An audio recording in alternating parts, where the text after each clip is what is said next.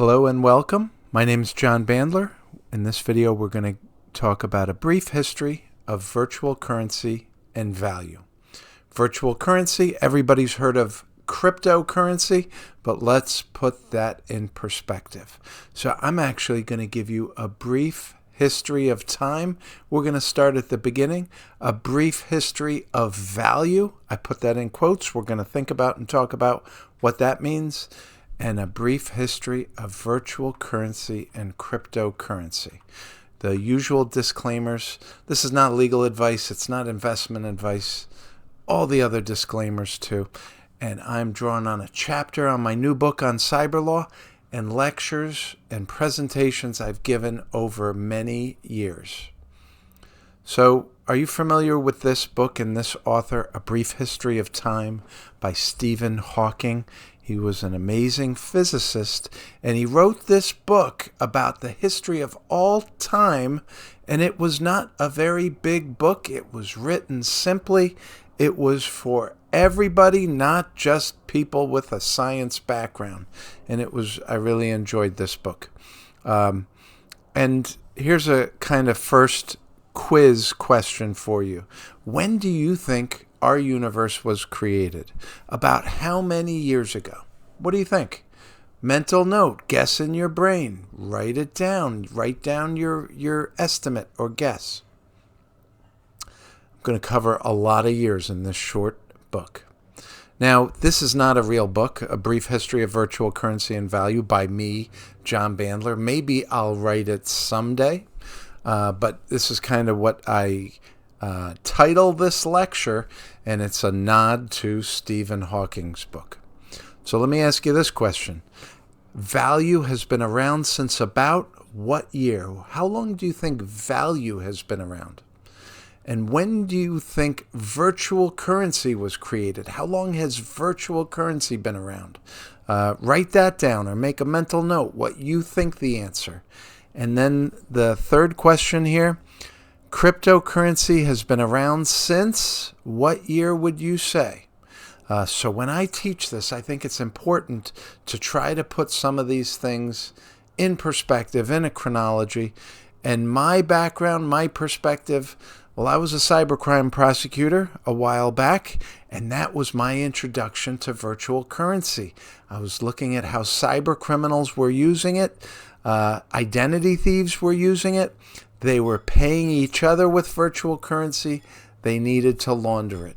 And while I was a prosecutor, me and my team, we brought one of the earliest cybercrime virtual currency money laundering prosecutions in the country. One of the earliest, maybe even the earliest. And that was while I was a prosecutor and assistant district attorney at the Manhattan DA's office. So now I'm in private practice, but I also teach and I speak, and I've talked about virtual currencies a lot. I wrote a book on on cybercrime investigations, and I just wrote a book on cyber law, and it's got a chapter on virtual currency and money laundering, and it's got a section titled like this lecture is titled. So I wanted to make this lecture for my students to see, including one class right now, and this is what we're covering this week, but I'm also making it available for anyone because why not? Okay, so cybercrime, money laundering, virtual currency, this is how I got to know it, and some takeaways are most cybercrime is for profit. They're doing it for the money. They're stealing, whatever they're doing, it's to try make money. Successful criminals who steal a lot of money and get a lot of money, well, they need to launder their illegal profits. It's just something they have to do. Otherwise, they're going to get caught. They're not going to be able to enjoy all that money they stole. So successful cyber criminals need to launder their profits too. They also have to hide their financial transactions so they can't get traced and caught by law enforcement. Successful cyber criminals make a lot of money. They receive and send payments as part of their business, and they need to disguise themselves and disguise the value. And what does all that mean? Money laundering is needed. Virtual currency is needed because that helps them launder the money because it's easier to hide your transactions with virtual currency.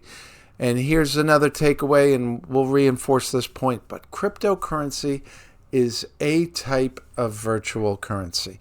And I know people get confused with some of the technical terms with cryptocurrency, but you don't need to know that or even think about that to appreciate virtual currency and the things it can do, including what cryptocurrency can do. So I think this diagram helps, and this is, it's in my book and it's evolved over the years too. But let's talk virtual currency, currency, and value. And let's just look and let's level set and let's think about not currency yet, but just value. Value that substitutes for currency. And that's this box you see here now. It's not currency because the government gets to define what's currency, but it's value that people might exchange that is not currency. And we do that all the time. Then there is currency, and the government gets to define what currency. And in the U.S., U.S. dollars are currency. And of course, we recognize the currency of other governments too, the euro and so forth. Then we have virtual currency, and that's this box here. It's not real currency as defined by the government, but it's a virtual currency. So using that term virtual.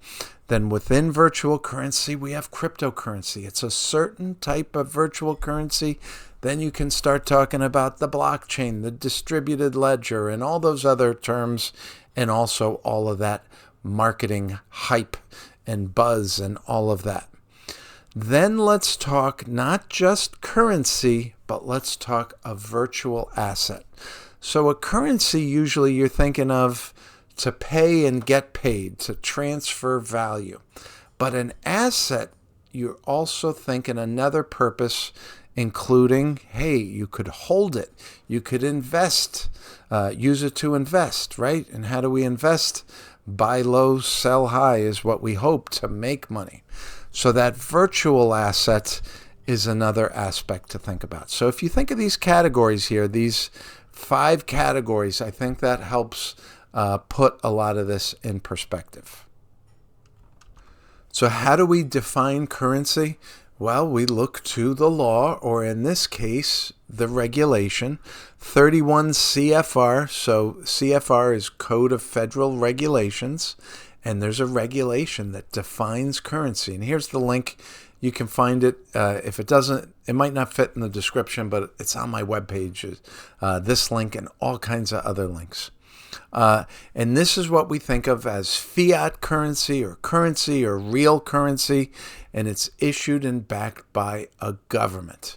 And there's a whole definition of that, and it starts with currency, the coin and paper money of the United States or of any other country that is designated as legal tender and that it circulates and is customarily used and accepted as a medium of exchange in the country of issuance, and so forth. There's more to that.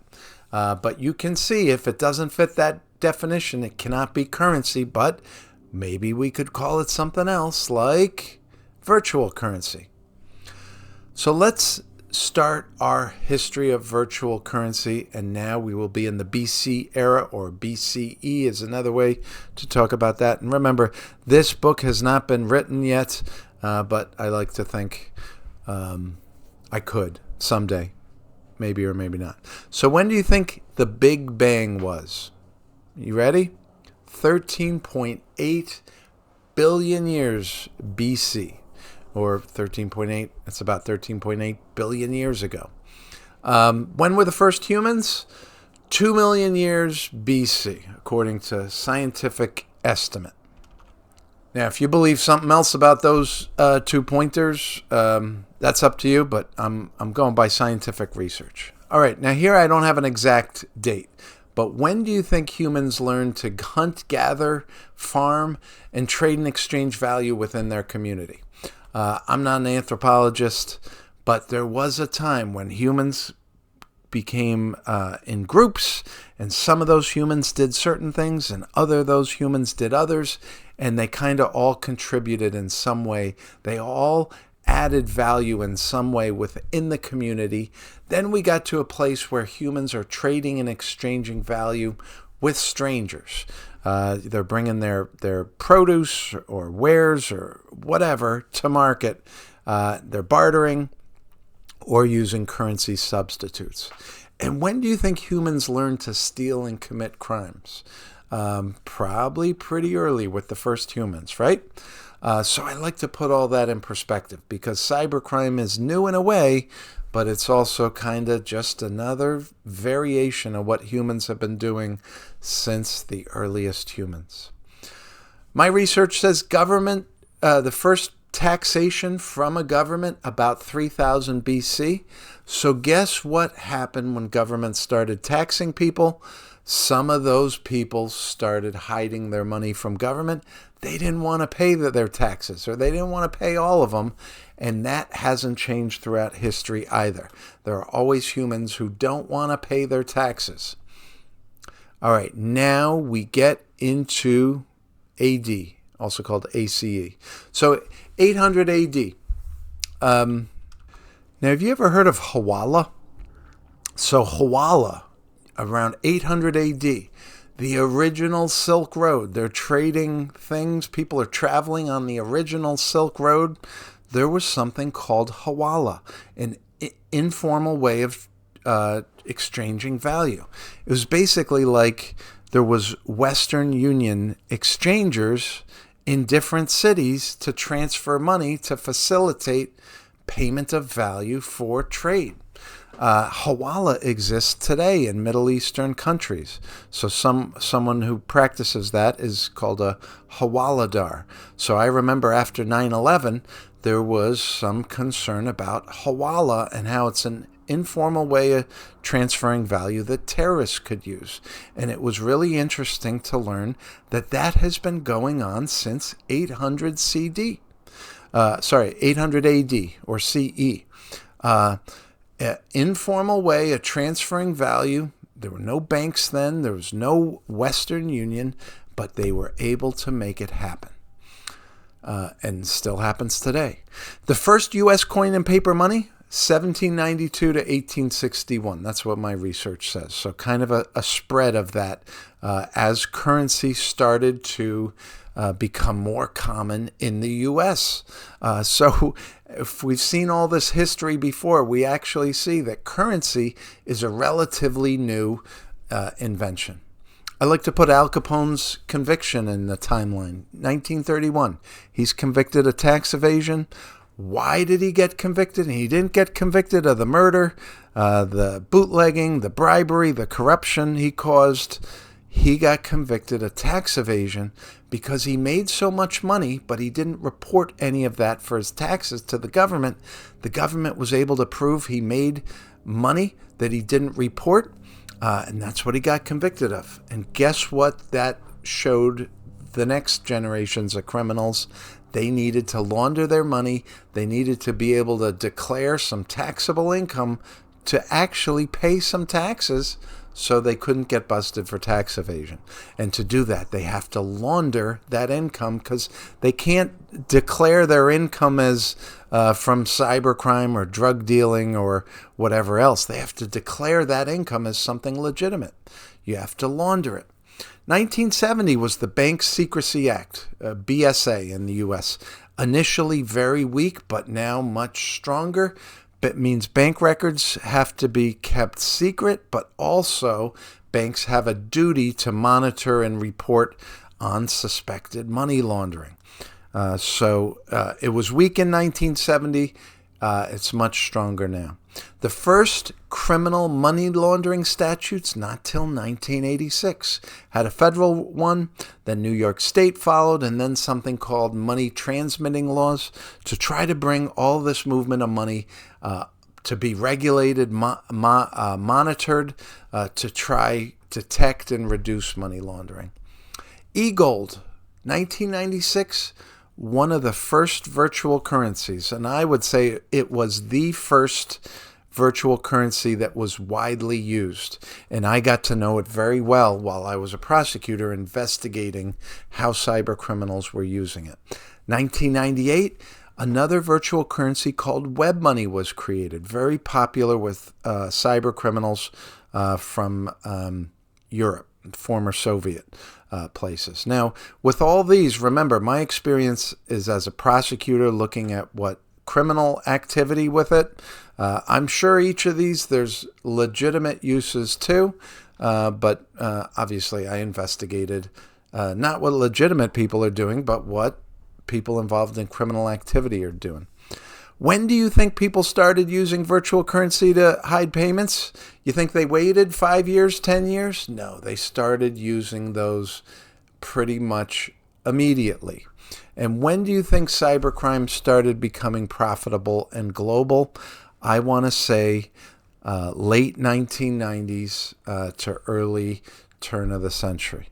And in my investigation, Western Express related cybercrimes, that started in 2001. Now, I also have a separate chapter in my book on the Western Express case. But that, we started investigating that in 2005 or so. But by 2006, we brought our first indictment, and that was money transmitting and a financial crime. The office brought a separate case against another exchanger. Oh, and P.S., Western Express was an early virtual currency exchanger. So you could exchange dollars for e-gold or e-gold for web money and so forth. And they had customers all around the world. Gold Age was another exchanger. They were prosecuted by the District Attorney's Office. DANY stands for District Attorney of New York County, the Manhattan DA's office. 2007, eGold, the virtual currency platform, was prosecuted by the United States Department of Justice, meaning federal prosecutors. That basically put them out of business. And then in August 2007, the Manhattan DA's office, this was my case, we brought the second indictment, and this charged virtual currency money laundering. Now, it remains sealed and partially sealed for a little bit of time as we work to apprehend some of the people who were ultimately arrested, and that happened over time. In 2008, Bitcoin was invented. It goes live in about 2009. So that's another answer to one of those pre-quiz questions, right? Virtual currency invented what year? Let's call it 1996 with eGold. Bitcoin, let's call it 2008, 2009. And not a lot of people are using Bitcoin those first many years. You can see graphs of who's using it. It's pretty flat and low. Another virtual currency called Liberty Reserve was created in about 2009. And when eGold got prosecuted, a lot of users, including cyber criminals, needed something else. And Liberty Reserve was a good place for them to go. Silk Road Marketplace, 2011, that was created. And that was using Tor, the onion router, or call it the dark web. And remember, cyber criminals have been using the internet since it was created. But the dark web with Tor, that was another way for people who want privacy, or cyber criminals too, to interact. And so that Silk Road Marketplace was a way to buy and sell contraband and use Bitcoin and keep that anonymity. Liberty Reserve and their owners are indicted by federal prosecutors in 2013. Silk Road is taken down in that year too. That was Ross Ulbricht was running it. And he was actually apprehended by the FBI while he was administering the site on his laptop in a public library. FinCEN, the Financial Crimes Enforcement Network, they are an arm of the Treasury Department. They are kind of the regulator of anti-money laundering and counter-terrorist financing regulations, and they're also an intelligence, financial intelligence unit. They issue guidance on virtual currency, and they basically say all of our prior laws and regulations apply to virtual currency also. New York State puts out a rule or a regulation on virtual currencies that they need to get a license from the New York State Department of Financial Services. And then we see this growing use of virtual currencies and cryptocurrencies as an as an investment. The idea that, you could buy Bitcoin, and Bitcoin went up from not a lot to a lot, and some people got rich on it. So there's this idea that you could buy a cryptocurrency at a low price as an asset, and that it would raise in value and you could sell it and make money. And here's my disclaimer that investors and consumers should beware, be cautious. Don't invest money that you cannot afford to lose. That's just my personal thought. We see growing guidance from these regulators about how existing laws and regulation apply to these virtual currencies, virtual assets, cryptocurrencies, crypto assets, whatever you want to call it. They're saying, hey, these laws we already have, they do apply. Now, I know people like to say, the law needs to catch up. There's no law for this. It's totally new. Well, the fact is there are laws that can be applied and that do apply, including criminal laws and rules and regulations from the IRS, Securities and Exchange Commission, CFTC, the Commodities and Futures Trading Commission. New York State Attorney General issued a report in 2018. They did not like the transparency and the consumer and investor protections in place for cryptocurrency trading. Another FinCEN advisory, there's been a bunch. In 2021, there was this, I call it a fad, but all of a sudden you start seeing non-fungible tokens, NFTs. Let me buy a JPEG that has a unique hash value on it, and maybe that'll be worth more money someday. I could invest in it. And I don't think that's many people are using that. White House in 2022 issued an executive order about digital assets, and I'm thinking that's probably been rescinded by the new administration. So what is the future? Well, let me get my crystal ball.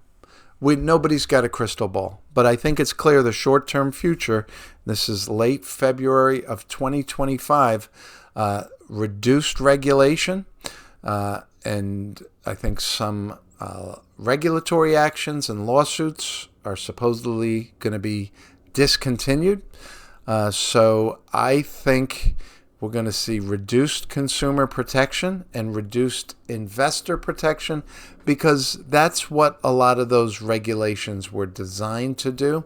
Whether you agree with them or not, I think most people agree there's going to be reduced regulations and reduced protection and reduced enforcement of the regulations that are on the books. All right, wrapping this up. Value that substitutes for currency has been around a long time.